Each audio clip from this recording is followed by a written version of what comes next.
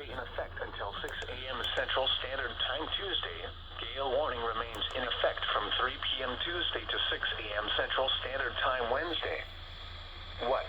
For the dense fog advisory, dense fog will reduce visibility to 1 nautical mile or less.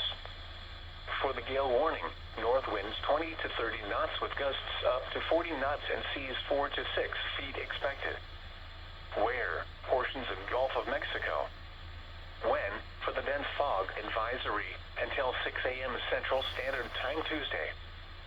For the gale warning, from 3 p.m. Tuesday to 6 a.m. Central Standard Time Wednesday. Impacts.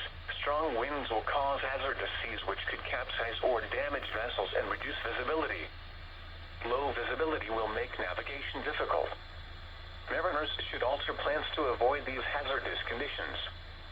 Remain in port, seek safe harbor, alter course, and or secure the vessel for hazardous conditions. If you must navigate, proceed with caution. Use proper fog signals. Make sure all running lights are on. Remember to use your radar and compass.